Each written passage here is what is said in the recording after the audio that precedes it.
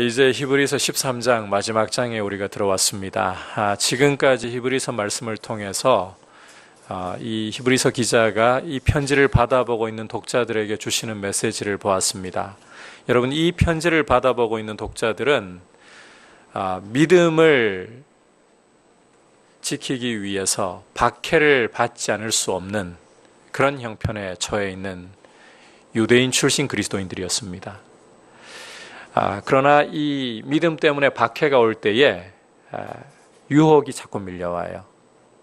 믿음을 포기하고 유대교로 돌아가기만 하면 박해가 없기 때문에. 이런 그리스도인들에게 히브리서 기자는 그리스도를 바라보라. 그리스도께서 십자가를 통해서 하나님 보좌 앞까지 나아갈 수 있도록 열어주신 이 길을, 그리스도께서 하신 일을 깊이 생각하라.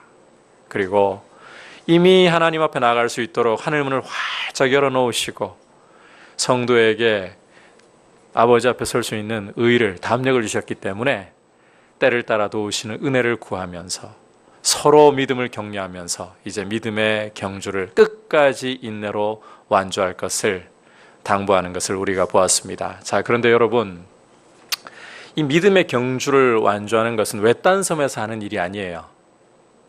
바로 우리의 삶의 현장에서 이 믿음의 경주를 달리는 거예요.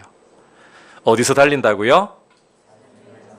외딴 섬이 아닙니다. 우리 삶의 현장이 바로 그 믿음의 경주를 달리는 현장이고, 동시에 그 말을 좀 다르게 바꿔서 하자면 우리 삶을 하나님 앞에 예배적인 삶으로 철저하게 드리는 것이 성도의 올바른 태도라는 것입니다. 따라서 오늘은 이제 믿음의 경주를 달리는, 삶의 예배를 하나님 앞에 달리는 성도가 어떠한 모습을 주님 앞에 가져야 할 것인가, 힘써야 할 것과 피해야 할 것을 두 가지로 크게 중요하게 말씀을 주고 있습니다. 자, 먼저 삶의 예배자로 주님 앞에 우리 삶을 귀하게 드리기 위해서 힘쓸 것, 첫 번째 힘쓸 것 한번 따라 합시다. 형제 사랑을 힘써야 합니다.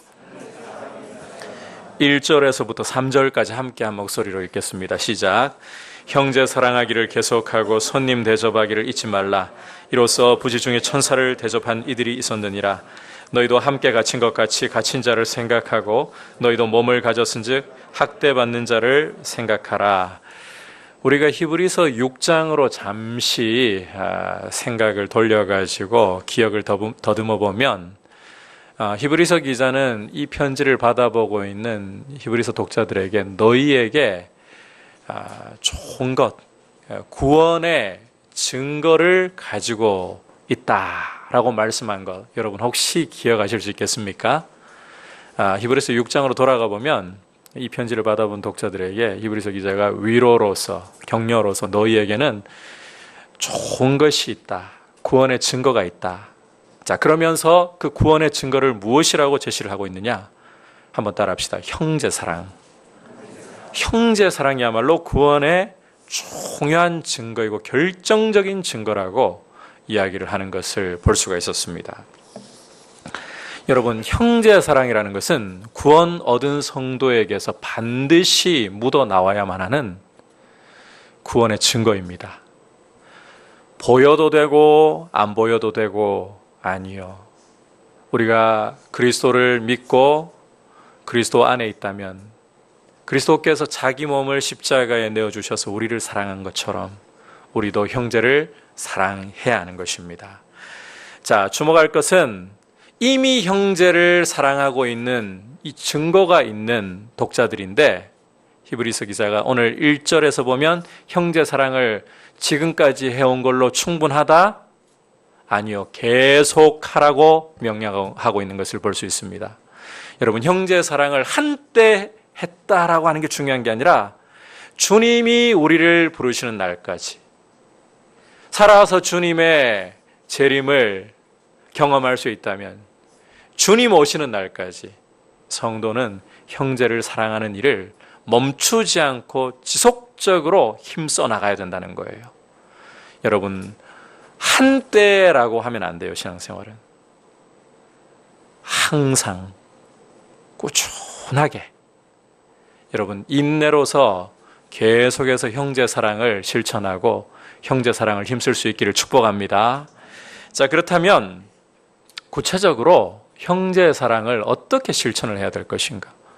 그냥 막연하게 형제 사랑합시다 이래가지고는 어떻게 형제를 사랑할지 잘 알 수 없는 부분들이 많아요. 너무 모호해져요. 성경은 모호하게 말씀하지 않아요. 오늘 2절, 3절을 보시면 형제 사랑을 구체적으로 이야기를 해주고 있습니다. 우선 형제 사랑을 한번 따라합시다. 손님 대접을 통하여. 손님 대접이야말로 형제 사랑을 실천하는 구체적인 행동이라고 말씀하고 있습니다. 이 손님 대접의 대표적인 실예가 바로 아브라함이라고 이름은 안 밝히고 있지만 드러내고 있는데, 아브라함이 손님을 대접하다가 어떤 축복, 어떤 영광을 누렸습니까? 자기도 모르는 사이에 천사를 대접하는, 천사와 함께 오신 하나님을 대접하는 놀라운 영광, 축복을 누렸죠. 그만큼 손님 대접이라는 것은 중요한 거예요. 그러면 이제 한번 여러분께 여쭤볼게요. 여러분 대체로 아파트에 많이 사시죠? 아파트에 살고 있으면 손님 대접할 수 있나요, 없나요?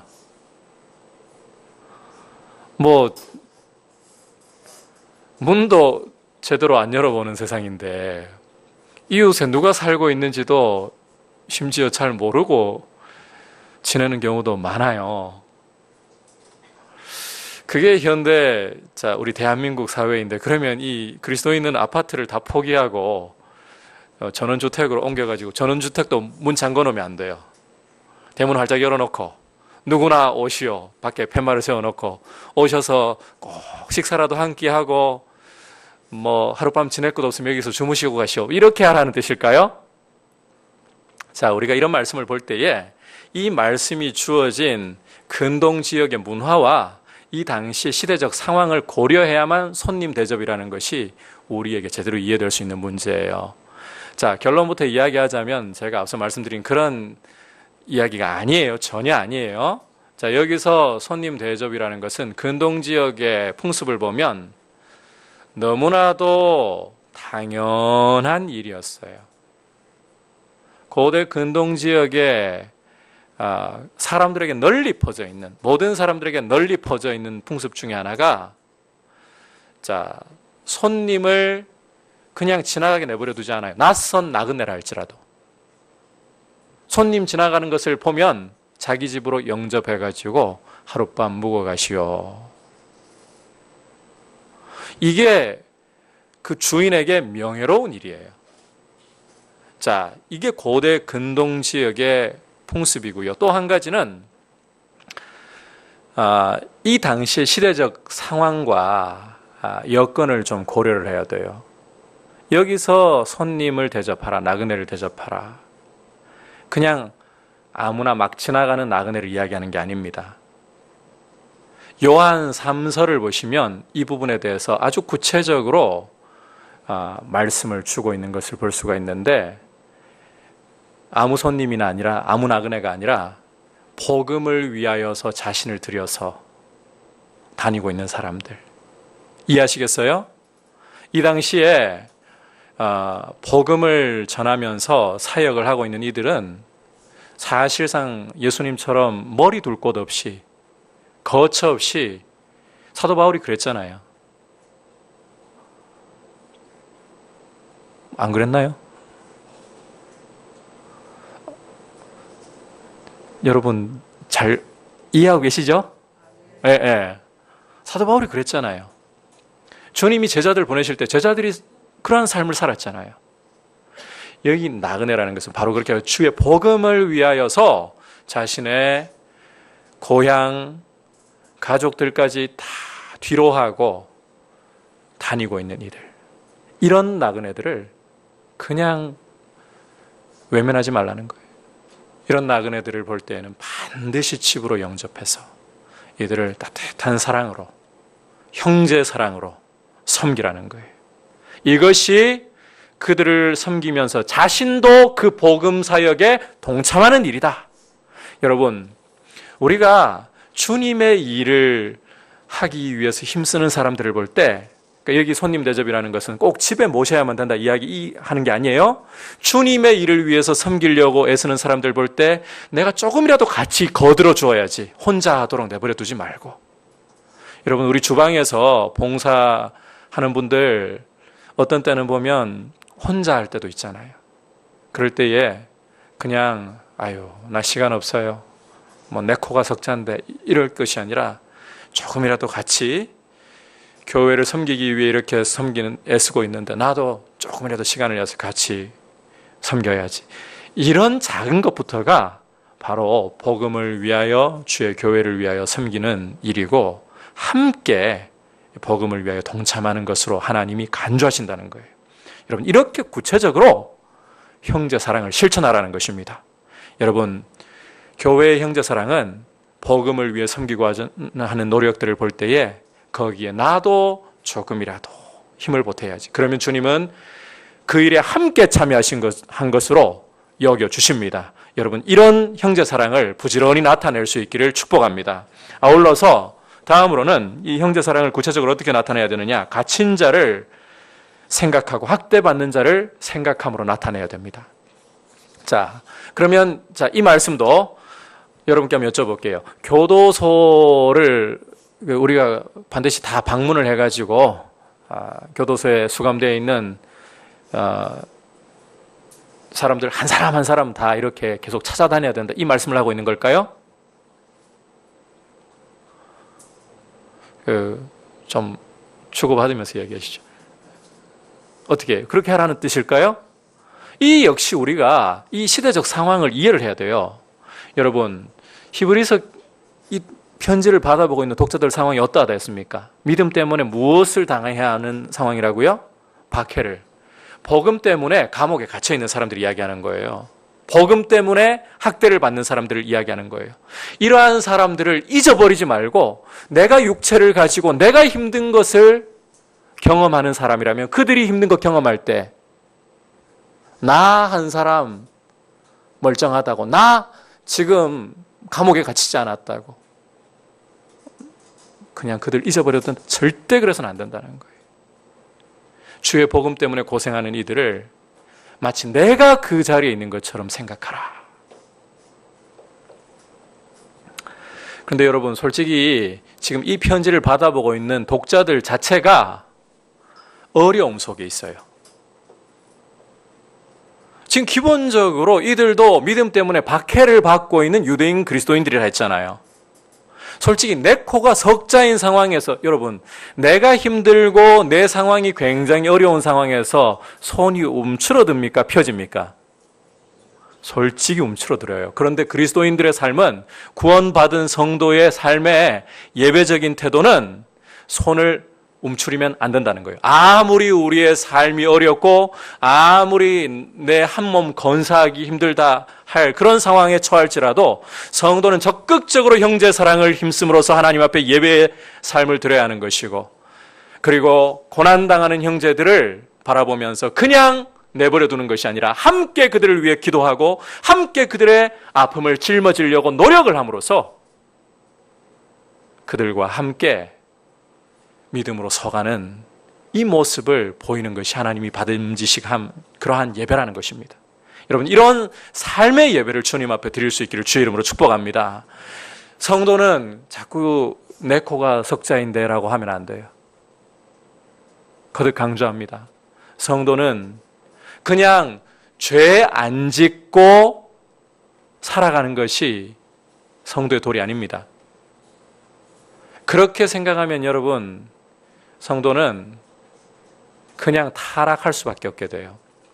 우리가 이 신앙생활하는 것은 마치 이렇게 보시면 정확해요. 거센 세속주의의 파도가 우리를 향해서 이 급류처럼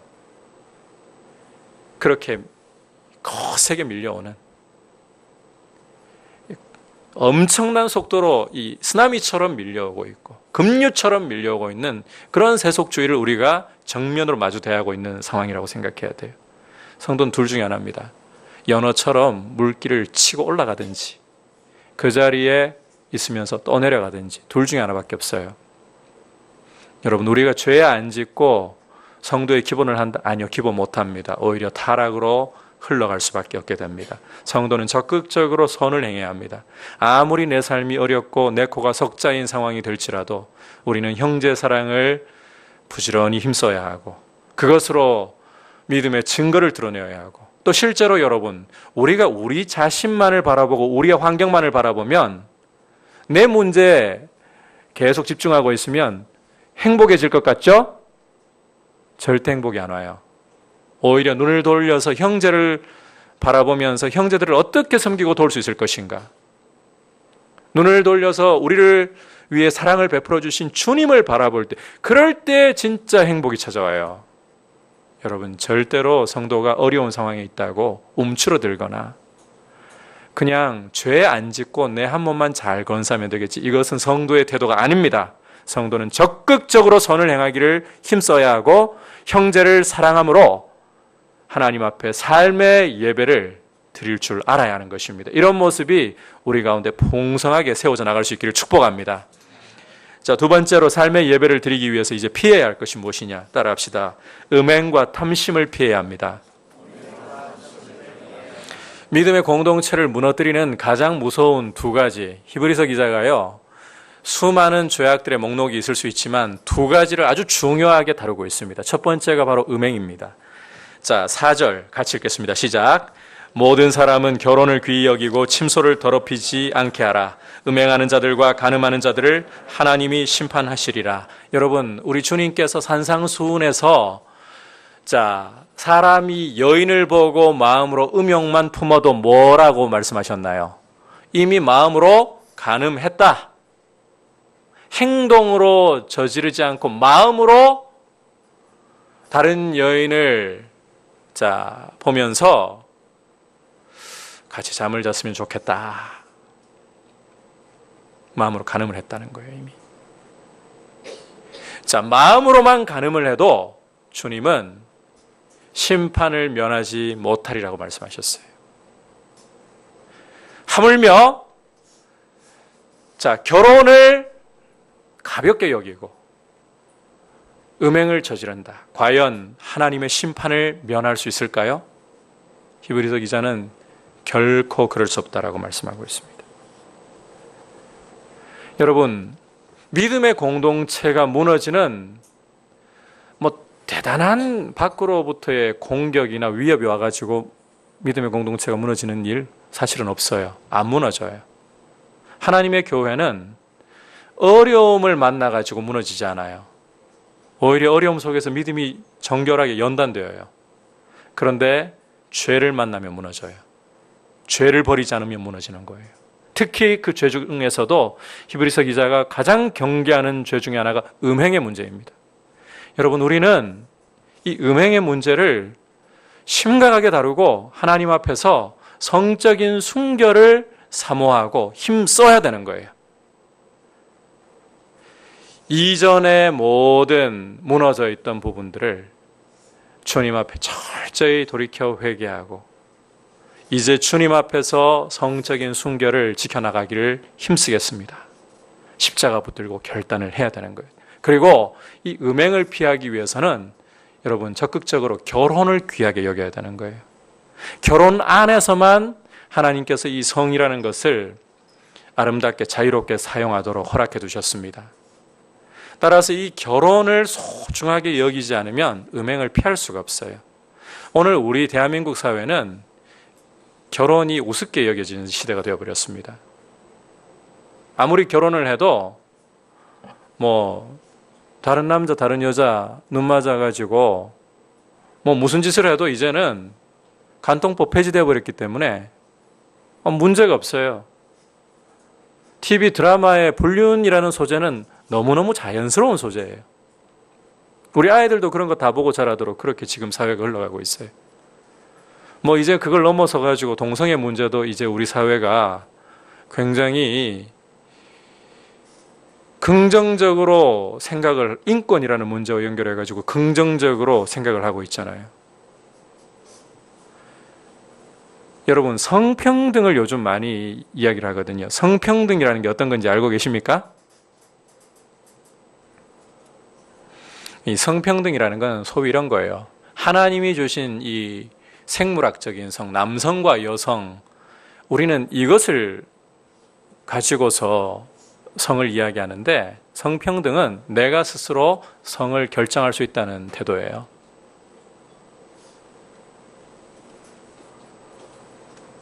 내가 여성이 되고 싶으면 남자라도 트랜스젠더 이 문제 없는 것이고, 심지어 짐승도 배우자로 맞아들일 수 있는 것이고, 지금 우리 사회가 이렇게 흘러가고 있어요. 여러분, 이런 사회 안에서 우리가 공동체를 거룩하게 세워나가는 중요한 길, 결혼을 소중하게 여기는 것입니다. 그리스도인들은 결혼을 어떤 것보다도 소중하게 여겨야 돼요. 하나님이 처음 사람을 창조하시고 남자와 여자로 창조하시고 이 두 사람을 친히 주례자가 되셔서 한 몸으로 묶어주신 것을 기억하면서 이 결혼이라는 제도를 하나님이 세우셨기 때문에 누구도 하나님이 짝지어 주신 것 사람이 나눌 수 없다라는 이 태도를 가지고서 배우자에게 절대적으로 충성하고 배우자 한 사람만을 사랑하고 눈 돌리지 않겠습니다. 이렇게 여러분이 결단하고 여러분 서로에게 거룩한 감시자가 되어주는 것, 이런 노력을 할 때에 음행을 피할 수 있어요. 공동체는 음행을 피해야 됩니다. 두 번째로 돈에 대한 사랑을 경계하고 피해야 돼요. 우리 5절 6절 같이 읽겠습니다. 시작. 돈을 사랑하지 말고 있는 바를 족한 줄로 알라. 그가 친히 말씀하시기를 내가 결코 너희를 버리지 아니하고 너희를 떠나지 아니하리라 하셨느니라. 그러므로 우리가 담대히 말하되 주는 나를 돕는 이시니 내가 무서워하지 아니하겠노라. 사람이 내게 어찌하리요 하노라. 여러분, 돈을 사랑하는 것은 그리스도인에게 합당한 태도가 아닙니다. 아니, 사도 바울은 돈을 사랑함이 일만 악의 뿌리라고까지 말씀을 하고 있고, 이 돈을 사랑하다가 많은 사람들이 믿음에서 떠나 유혹에 빠져버렸다라고까지 이야기를 하고 있습니다. 솔직히 돈 가치를 알면 돈 안 좋아하는 사람 있나요? 자, 우리 솔직하게 한번 눈치 보지 말고 한번 우리 손 들어가지고 한번 볼까요? 돈 싫으신 분 손 한번 들어보세요. 돈 싫으신 분 아무도 없나요? 그럼 좋으신 분, 좋으신 분, 저도 손 들어요. 저도. 자, 여기 돈을 사랑한다는 거는 그냥 돈이 뭐 좋다 이런 차원에서 이야기하는 게 아니에요. 돈 싫어할 사람 아무도 없어요. 가치를 알면. 여기서 돈을 사랑한다는 것은 돈에 대한 태도를 가리키는데 탐욕을 가리키는 거예요. 돈에 대한 탐욕. 돈이 없으면 나는 못 살아. 돈이 있어야만 내가 내 삶을 살아나갈 수 있고, 돈 없으면 아무것도 못해. 돈을 내 아래 두고 다스려야 되는 것인데 돈이 내 위에 가 있는 태도. 여러분, 성도는 이런 돈을 사랑하는 태도를 십자가에 못 박아버려야 됩니다. 돈을 사랑하는 태도를 못 박아버리기 위해서는 두 가지 중요하게 여러분 기억하셔야 돼요. 하나는 자족할 줄 알아야 돼요. 있는 바를 족하게 여길 줄 알아야 돼요. 돈을 자꾸 내 손에 더 쥐어야 된다는 욕심을 가지기 시작하면요, 돈의 노예로 틀림없이 흘러가 버릴 수밖에 없습니다. 여러분, 하나님께서 우리에게 주신 자리에서 하나님이 우리에게 허락하시는 것을 족하게 여길 줄 아는 마음, 그럴 때 하나님이 돈도 더 맡기실 수 있는 그릇으로 준비될 수 있어요. 자족하는 마음을 가질 수 있기를 축복합니다. 아울러서 돈의 노예가 안 되려면 하나님을 신뢰하는 태도를 가져야 돼요. 자, 5절에서 보시면 하나님이 내가 너희를 결코 버리지 않고 너희를 떠나지 아니하리라 약속을 주셨습니다. 여러분, 성도는 이거 잊어버리면 끝난다고 생각해야 돼요. 돈이 나를 살리는 게 아니라, 돈이 나를 먹여 살리는 게 아니라 누가? 하나님이. 바로 그 말씀인 거예요. 지금 내가 너희를 떠나지 않고 버리지 않는다, 이 말씀이 돈에 대해서 지금 말씀하고 있는 문맥 속에 있어요. 하나님이 여러분을 먹여 살리신다는 거예요. 여러분, 우리 주님께서 뭐라고 말씀하셨습니까? 공중에 나는 저 새들, 농사를 짓는 것도 아니고 곳간에 모아드리는 것도 아닌데도 저 공중에 나는 새들을 누가 먹이신다? 하늘 아버지께서. 오늘 피었다가 내일 아궁이에 던져지는 저 들풀들 누가 입히신다? 하늘 아버지께서. 하물며 여러분 독생자 아끼지 않고 십자가에 주셔서 우리를 죄에서 해방하시고 하나님과 화목하게 하셔서 아바 아버지라 부를 수 있는 자녀의 권세를 주신 우리 하나님이, 우리 아버지께서 우리를 돌아보시지 않겠습니까?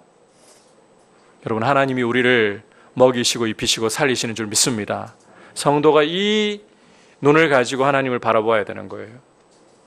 그렇게 아버지를 바라보지 않으면 우리는 돈의 노예가 되는 거예요. 주님 앞에서 담대히 6절 보시면 이런 고백이 기록되어 있죠. 주는 나를 돕는 이시니 내가 무서워하지 아니하겠노라. 사람이 내게 어찌하리요. 주님이 나를 도우신다라고 고백하면서, 외치면서 돈의 노예가 되지 않도록. 자, 돈 노예 되지 않으려면 두 가지 어떤 자세를 가지라고요? 첫 번째, 자족하라. 두 번째, 하나님이 나를 먹여 살리신다. 이거 놓치는 순간부터 우리는 우리도 모르는 사이에 돈의 노예로 흘러갑니다. 그리고 오늘 말씀에는 안 나와 있지만 우리가 재직 세미나 때 그런 이야기를 했었죠. 11조와 헌금 생활이라는 것은 여러분 단순히 교회가 돈 없으니까 11조 내시오. 아니에요. 하나님이 돈 없어가지고 헌금 내라 하셨나요? 만물이 다 주nin 것인데 우리를 위해서 주신 명령이에요. 우리가 돈의 노예가 되지 말라고, 하나님 것임을 인정하면서. 그래서 여러분, 이런 모습들을 통해서 교회가 거룩한 공동체로, 예배의 삶을 드리는 공동체로 서나가야 되는 거예요. 피해야 할 것 두 가지, 음행과 돈을 사랑하는 마음입니다. 그런데 여러분, 오늘 우리 한국교회, 현대교회의 모습이 어떠한가 하면요, 이 두 가지에서 정확하게 실패해버렸어요. 앞서서 말씀을 가르치고 본을 보여야 할 우리 목회자들부터가 지금 우리 대한민국에 스캔들 나고 언론에 올라왔던 분들 다 걸리는 목록이 바로 이 두 가지 문제, 돈 문제와 음행의 문제. 여러분, 그만큼 이 문제는 이게 편안할 때만 문제가 되지 않아요. 이렇게 박해를 받고 있는 어려운 상황 속에서도 이 두 가지는 항상 조심해야 될 문제라고 이야기를 합니다. 어렵기 때문에 더 그렇게 될 수 있어요, 오히려. 따라서 우리가 삶의 예배자로 드려지기 위해서, 거룩한 공동체로 세워지기 위해서 음행을 피하려고, 요셉처럼 음행을 피하려고 하고, 돈을 사랑하지 않고, 한번 따라합시다. 돈은 사랑할 대상이 아니라 관리할 대상입니다. 이게 굉장히 중요한 이야기입니다. 돈이 여러분을 따라와야지, 여러분이 돈 꽁무니를 따라가면 큰일 납니다. 항상 이 점을 염두에 두고 우리가 주님 안에서 거룩한 공동체를 세워나갈 수 있기를 축복합니다. 자, 오늘 우리가 이 거룩한 공동체로서 하나님 앞에 삶의 예배를 드리기 위해 우리의 삶의 현장에서 실제적으로 힘써야 할 것을 함께 살펴보았습니다. 첫 번째로 적극적으로 힘쓰고 추구해야 할 것이 무엇이다? 형제 사랑이라고 했어요. 형제 사랑, 좀 더 구체적으로 복음을 위하여 섬기는 이들을 볼 때에 그냥 열심히 잘 섬기세요 하고 나는 뒷짐지고? 아니죠. 함께 어떤 모습으로든 그 짐을 나누어 섬기려고 노력하셔야 돼요. 그게 형제 사랑의 구체적인 모습 중에 하나예요. 아울러서 믿음을 지키고 싶어서 고통을 감수해야 하는 이들 볼 때 여러분 안 됐다 하고 끝내면 됩니까? 안 됩니까? 아니요. 그들의 고통을 함께 기도로, 함께 위로하면서 나누는 이런 모습이 삶의 예배를 드리는 굉장히 중요한 자세라는 거예요. 그 다음에 피해야 할 것 두 가지 뭐라 그랬나요? 음행과 돈에 대한 탐심이에요. 여러분, 돈과 음행 정말 조심하고 교회가 조심해야 할 문제입니다. 그래서 저부터 여러분들이 보호해 주셔야 돼요. 제가 다시 한번 강조할게요. 시간이 좀 흘렀기 때문에 이제 또 이런 부분들을 잊어버리시고 또 오해가 될까 봐 한 번 더 이 자리에서 강조하지만, 그 여성도님들 상담하실 때 저 혼자 상담하는 일은 없도록, 전도사님이 옆에 계시든지 제 아내가 옆에 있든지, 목사님만 아셔야 돼요 이러지 마시고 반드시 그렇게 생각을 하시고 상담을 하시기 바랍니다. 그리고 차에서, 예를 들어서 교회 차에 다 같이 단체로 움직일 때는 제 옆에 뭐 관사님이든 이렇게 앉으실 수 있는데, 제 옆자리는 항상 누구의 자리일까요? 제 아내의 자리입니다. 누구도 탐내시면 안 됩니다. 저를 그렇게 보호해 주세요. 이런 족쇄를 걸어놔야 목사부터가 약한 인생이에요. 죄성을 가지고 있는 인생. 몸 안에 여러분 죄에서 해방되었지만 죄에 대해서 죽은 것이지 죄가 죽은 게 아니에요. 죄는 우리 몸 안에 남아있어요. 우리를 끊임없이 공격해요. 그래서 서로 함께 이런 공동체를 세워나가기 위해 함께 힘쓰는, 함께 주님의 은혜를 구하는 귀한 모습으로 서기를 축복합니다. 같이 기도합시다. 이 시간 오늘